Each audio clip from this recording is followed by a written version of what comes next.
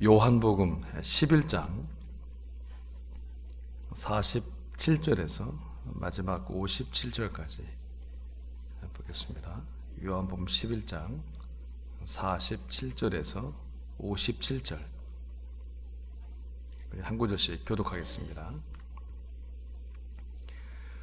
이에 대제사장들과 바리새인들이 공회를 모으고 이르되 이 사람이 많은 표적을 행하니 우리가 어떻게 하겠느냐.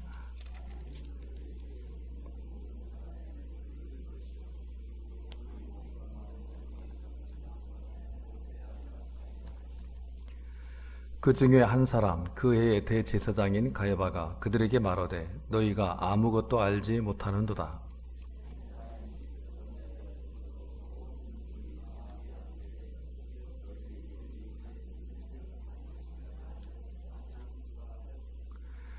이 말은 스스로 함이 아니요 그 해의 대제사장이므로 예수께서 그 민족을 위하시고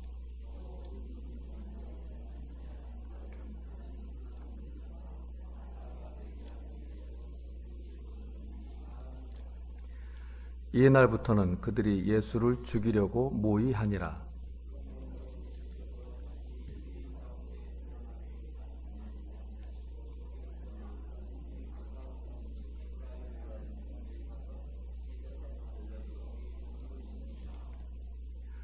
유대인의 유월절이 가까우매 많은 사람이 자기를 성결하게 하기 위하여 유월절 전에 시골에서 예루살렘으로 올라갔더니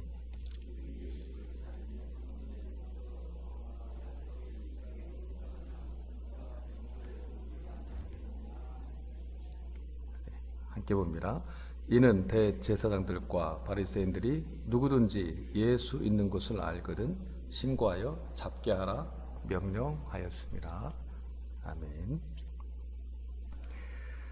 이 당시 이스라엘의 그 지배 세력이었던 기득권층이죠. 이 대제사장들, 바리새인들이 공의회로 모입니다. 사내들인 공의회를 말하죠.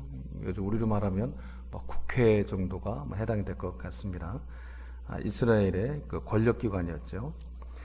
근데 이들이 이렇게 모인 이유는 오늘 본문이 기록하고 있는 것처럼 지금 백성들 사이에 인기를 끌고 있는 예수라고 하는 청년을 어떻게 처리해야 하는가. 이 청년을 그대로 두면 사람들이 더 많이 따라다닐 거고 그러면 폭동을 의심하는 그 로마 제국이 이스라엘 땅을 또 다시 쳐들어올 것이라는 거죠. 그러자 그 해의 대제사장인 가야바가 해결책을 내놓습니다. 어떤 해결책인가 하면 이 예수 한 사람을 죽여 온 민족을 구하자는 그 희생양을 만들자는 거죠. 그 매우 정치적인 해법을 내놓습니다. 물론 이 가야바가 내놓은 이 해법은 명분은 그 민족을 위한 것처럼 이렇게 보여지고는 있지만 그러나 사실은 자기들이 지금 그 누리고 있고 가지고 있는 로마 제국의 비호하에 자기들이 지금 열심히 즐기고 있는 그 기득권을 유지하기 위한 그런 것이었습니다. 결국 자기를 밖으로 지키려고 했던 거죠. 아주 교활한 술책인 겁니다. 그런데 여러분 오늘 본문의 말씀을 보면 성경은 이 가야바의 너무나 교활한 이 계략을 뭐라고 말씀하는가 하면 51절 52절을 보면 이렇게 말씀을 합니다. 51절 52절 우리 같이 볼까요? 시작. 이 말은 스스로 함이 아니요 그 해의 대제사장이므로 예수께서 그 민족을 위하시고 또 그 민족만 위할 뿐 아니라 흩어진 사람의 자녀를 모아 하나가 되게 하기 위하여 죽으실 것을 미리 말함이라 말씀하고 있습니다. 이게 무슨 뜻인가 하면 자기 배를 채우려고 내놓은 이 가야바의 아주 교활한 계략이 알고 보니까 온 세상을 구원하기 위한 하나님의 모략이었다는 겁니다. 성도 여러분, 지금도 이 세상 돌아가는 것을 보면 힘을 가진 사람들, 권력자들이 이 세상을 움직이고 있는 것처럼 그렇게 보이지만 사실은 아닙니다. 외견상 이 세상을 움직이고 있는 것은 그 세상 사람들 같은데 그렇지 않더라는 거죠. 이 땅을 이끌어가고 있는 것은 권력자들의 힘이 아니라 어떤 악인들의 계략이 아니라 하나님의 모략이 이 세상을 지금도 이끌어가고 있는 것임을 우리는 볼 수 있어야만 합니다. 그렇기 때문에 여러분, 어쩌면 하나님을 위한 우리의 어떤 선한 의도와 계획이 실패한다고 해서 하나님의 뜻이 실패하는 것은 아닙니다. 우리가 열심히 주님을 위하여 무슨 일을 했는데 그것이 좌절된다고 해서 하나님의 이 땅을 다스려 가시는 다스림이 실패하는 것은 아니라는 겁니다. 애굽의 바로 때문에, 가나안 족속 때문에, 로마 제국 때문에 하나님의 뜻이 실패하지를 않았습니다. 하나님을 반대하는 어떤 그 제국이나 권세자나 악인들 때문에 하나님의 뜻이 무너지거나 와해된 적이 없습니다. 그것은 과거에도 그랬고 오늘 우리 시대도 똑같습니다. 현실을 보면 그 누구 때문에, 그 사람 때문에, 또 김정은이 때문에 교회를 또 반대하며 복음을 반대하는 어떤 세력들 때문에 마치 하나님의 뜻이 무너질 것만 같습니다. 풍전등화인 것 같습니다. 코로나가 갈수록 지금 기승을 더 부리고 있지요. 코로나 때문에 교회들 전부 다 문을 닫을 것만 같습니다. 그러나 그렇지 않더라는 겁니다. 물론 나중에 천국에 가면 이 모든 사실들을 다 우리가 알게 될 겁니다.